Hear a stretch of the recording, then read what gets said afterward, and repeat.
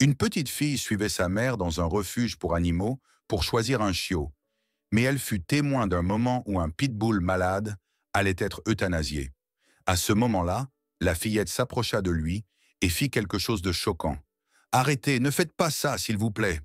Le cri aigu et paniqué d'une petite fille résonna dans le couloir tranquille du refuge. Ce cri était si inattendu que l'employé du refuge, tenant la laisse, sursauta et laissa échapper un geste maladroit. La porte de la cage en métal était déjà à moitié ouverte. À l'intérieur, un pitbull malade était recroquevillé dans un coin. Son corps tremblait, comme s'il savait ce qui l'attendait. L'employé du refuge, mademoiselle Jenkins, se retourna surprise. Derrière elle se tenait une petite fille blonde, avec de grands yeux suppliants et une voix empreinte d'urgence. Comment avait-elle trouvé cet endroit? Les visiteurs n'entraient jamais dans cette partie du refuge. La fillette avait franchi la porte juste au moment où mademoiselle Jenkins s'apprêtait à conduire le pitbull à son dernier voyage. « Chérie, ce n'est pas le bon moment », dit mademoiselle Jenkins en essayant de garder son calme. Mais la fillette ne se laissa pas dissuader. « S'il vous plaît, ne laissez pas ce chien mourir », supplia-t-elle. Mademoiselle Jenkins regarda le pitbull. Ses côtes étaient visibles sous son pelage terne et tacheté. Ses yeux étaient troublés par la maladie et son corps bougeait à peine. Ce chien avait traversé tant d'épreuves et son temps était écoulé. Mais le désespoir dans la voix de la fillette fit hésiter mademoiselle Jenkins. Rex était depuis bien trop longtemps au refuge. Sa maladie épuisait les maigres ressources dont il disposait. Personne ne s'était manifesté pour l'adopter et son état ne faisait qu'empirer. C'était la seule option restante. Du moins, c'est ce qu'il se disait sans cesse. Mademoiselle Jenkins déglutit avec difficulté, essayant de se convaincre que l'euthanasie était un acte de compassion, un geste de bonté qui signifierait que Rex ne souffrirait plus. Mais en voyant cette petite fille-là, debout devant elle, elle ne put ignorer ce doute lancinant. La laisse était toujours dans sa main, la porte de la cage encore ouverte. Rex n'avait pas bougé, résigné face à son destin. Une femme apparut derrière la fillette, essoufflée comme si elle avait couru. Elle ne comprenait pas encore ce qui se passait, mais elle ressentit la gravité de la situation. Claire tendit la main vers sa fille et posa une main douce sur son épaule. Mais la fillette resta figée, ses yeux rivés sur le pitbull. « Maman », murmura la fillette d'une voix tremblante. « Maman, regarde-le ». Le regard de Claire suivit celui de sa fille et se posa sur le corps frêle du pitbull. Sa respiration était faible et ses yeux, troubles. Elle se mordit la lèvre, tiraillée entre la logique de la situation et les émotions qui bouillonnaient dans sa poitrine. « Emma, nous devrions les laisser faire leur travail », dit Claire doucement, bien que ces mots ne sonnent pas convaincants. Emma secoua lentement la tête. « Non, pas encore. » Mademoiselle Jenkins prit une profonde inspiration et regarda l'assistante vétérinaire qui attendait son accord. Le temps sembla s'étirer et la pièce était alourdie par le poids de la décision qui flottait dans l'air. « S'il vous plaît », murmura à nouveau Emma. Sa voix était à peine audible, mais imprégnée d'un étrange sentiment d'urgence que ni mademoiselle Jenkins ni sa mère ne pouvaient pleinement comprendre. Claire soupira, sachant qu'il n'y avait pas de moyen simple de se sortir de cette situation. Elle s'agenouilla à côté de sa fille et la regarda avec des yeux pleins de douceur. « Ma chérie, ce chien est très malade. Il souffre. Parfois, nous devons prendre des décisions difficiles pour les aider. » Mais Emma ne répondit pas. Ses yeux restèrent fixés sur Rex. Avec un geste soudain, elle s'approcha de la cage. Mademoiselle Jenkins sursauta presque instinctivement et resserra la laisse. Mais Emma ne s'arrêta pas. Elle passa sa petite main à travers les barreaux, sa main tremblant alors qu'elle la tendait vers Rex. Le pitbull cligna lentement des yeux. Sa tête s'inclina légèrement tandis qu'il reniflait l'air. Son regard se fixa finalement sur les doigts tendus de la fillette. Claire retint son souffle, son cœur battant dans sa poitrine. Mademoiselle Jenkins regardait en silence. Ses mains étaient en figée, incapables de tirer le chien en arrière. Personne ne bougeait, personne ne parlait. Le temps semblait suspendu. Le temps semblait s'être arrêté lorsque les doigts d'Emma touchèrent le museau de Rex. Le chien ne recula pas, il ne grogna pas, mais regarda simplement la fillette avec des yeux fatigués et tristes. Emma s'agenouilla pour se mettre à la hauteur de la cage, son visage à seulement quelques centimètres des barreaux. « Rex, tout ira bien », murmura-t-elle d'une voix apaisante. « Tout ira bien. » Alors qu'elle fixait le chien tremblant, ses pensées revinrent au début de cette journée si particulière, tôt ce matin-là. Emma s'était réveillée avec un étrange sentiment dans la poitrine.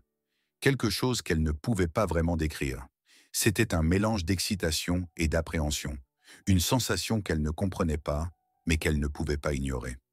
Aujourd'hui était le jour où elles iraient au refuge. Emma avait attendu cela comme une éternité. Depuis des mois, elle suppliait sa mère de lui offrir un chien. Depuis cet après-midi où elle avait vu le Golden Retriever de son voisin jouer dans la cour. Emma avait observé ce chien courir après une balle, la queue batte en l'air et la langue pendante. Chacun de ses mouvements respirait une joie pure. Elle avait rêvé de faire entrer cette joie dans sa propre vie. Mais sa mère, Claire, avait toujours été prudente. Avoir un chien représentait une grande responsabilité, et Claire n'était pas certaine que sa fille s'en soit prête. Elle ne voulait pas adopter un chien pour découvrir, quelques semaines plus tard, qu'Emma avait perdu tout intérêt. C'était un engagement, et Claire ne voulait pas prendre cette décision à la légère. Après des semaines de supplications et de nombreuses promesses, Claire avait finalement accepté de visiter le refuge local. « D'accord, nous irons voir », avait dit Claire, tout en précisant. « Mais je ne promets rien. Nous ne ramènerons pas un chien à la maison juste parce qu'il est mignon. Il faut être sûr. » Emma avait hoché la tête avec enthousiasme. Elle comprenait que sa mère voulait seulement agir de manière responsable. Mais dans son cœur, Emma était déjà déterminée. Elle trouverait le chien parfait, celui qui aurait autant besoin d'elle qu'elle de lui. En arrivant au refuge, Emma avait pratiquement sauté hors de la voiture. Son excitation était palpable. Le refuge était animé. Il y avait des rangées de cages abritant des chiens de toutes formes et tailles. Certains aboyaient bruyamment, d'autres restèrent couchés calmement dans un coin. Emma avait parcouru les rangées, regardant dans chaque cage, espérant trouver le chien parfait. Certains chiots étaient en amicaux et extravertis. D'autres étaient timides et se cachaient derrière les parois de leur cage, effrayés par les étrangers qui passaient. Alors qu'Emma commençait à perdre espoir, elle remarqua une cage au fond de la pièce. À l'intérieur, un pitbull était allongé immobile sur le sol. Il n'aboyait pas, ne remuait pas la queue et ne levait même pas la tête lorsqu'elle s'approchait. Quelque chose dans son attitude silencieuse et calme toucha profondément Emma. Elle s'accroupit devant la cage pour l'observer de plus près.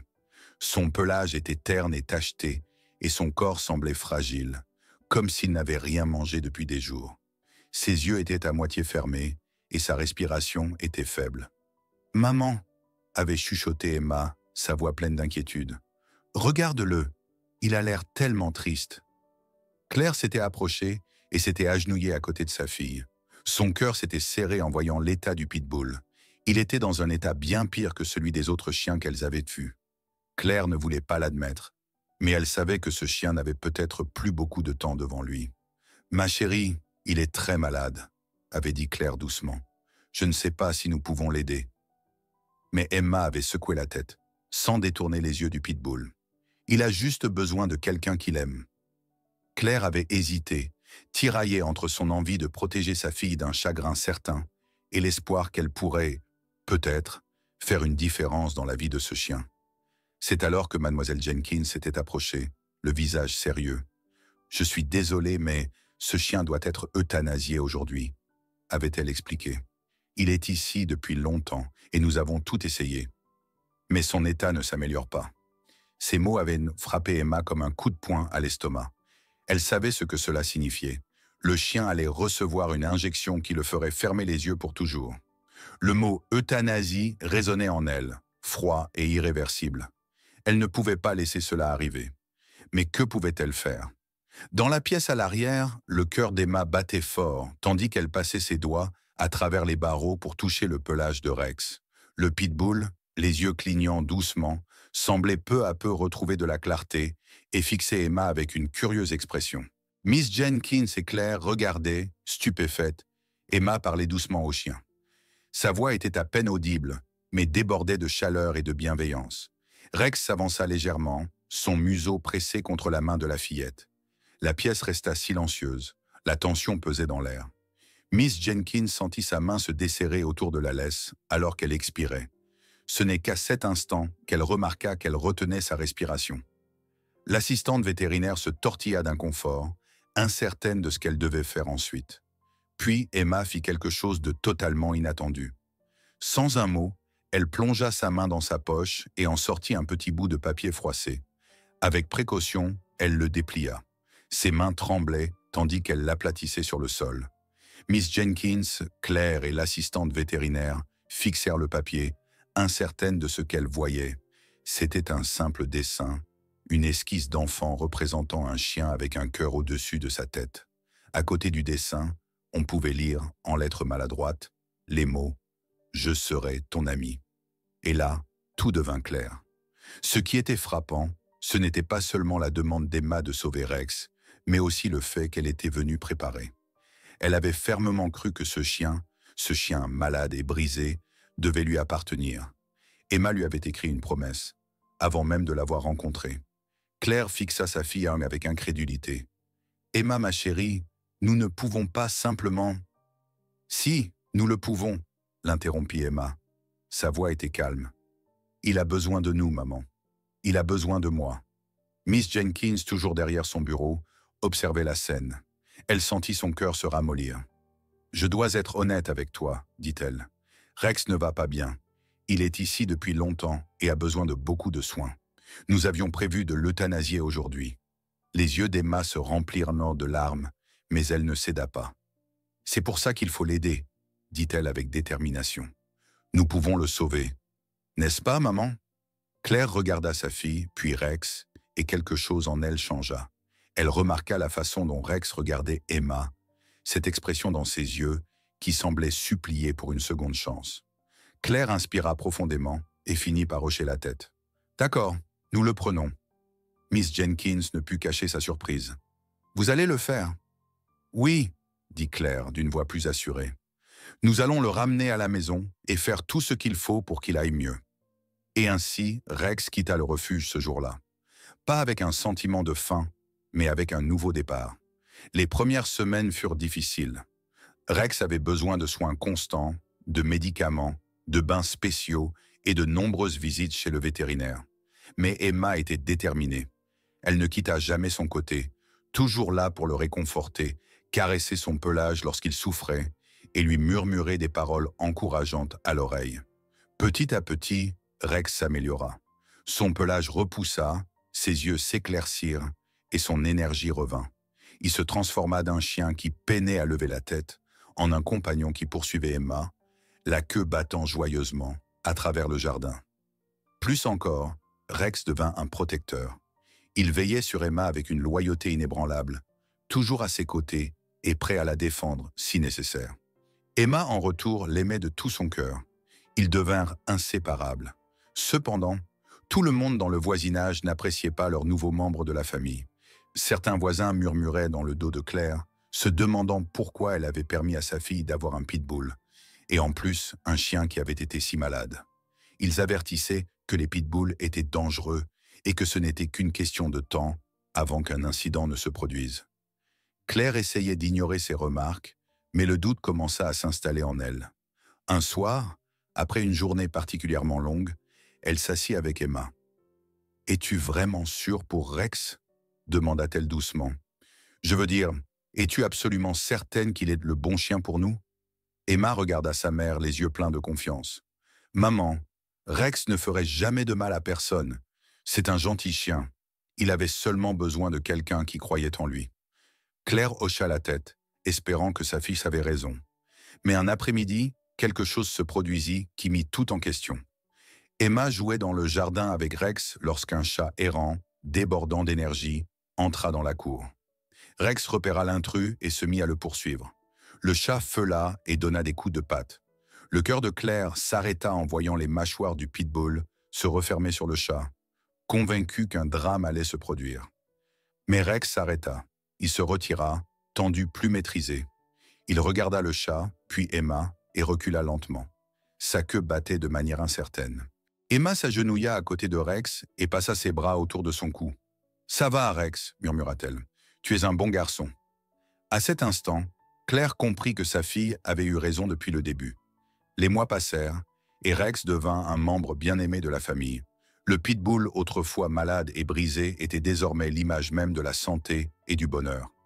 Il s'était transformé non seulement physiquement, mais aussi émotionnellement. grâce à l'amour et aux soins d'une petite fille qui avait vu en lui quelque chose que personne d'autre n'avait remarqué. Un soir, alors que le soleil se couchait et que le ciel se teintait d'un orange éclatant, Claire était assise sur la véranda. Elle regardait Emma et Rex jouer dans le jardin. Elle ne pouvait s'empêcher d'être émerveillée par le chemin parcouru depuis ce jour au refuge. Rex, qui était sur le point d'être euthanasié, était désormais un chien ayant trouvé une nouvelle vie, remplie d'amour, de joie et de seconde chance. Et tout cela grâce à une petite fille blonde qui s'était approchée de lui avait tendu la main et avait fait quelque chose de stupéfiant. Elle avait cru en lui alors que personne d'autre ne le faisait. En voyant sa fille rire et courir avec Rex, Claire réalisa que les décisions les plus inattendues peuvent parfois conduire aux résultats les plus merveilleux.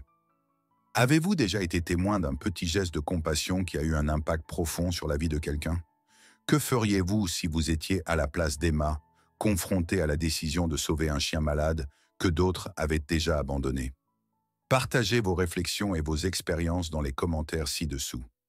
Merci d'avoir pris le temps de découvrir cette histoire émouvante sur la foi inébranlable d'une petite fille en la puissance de l'amour et des secondes chances. Découvrez d'autres récits empreints de compassion comme celui-ci.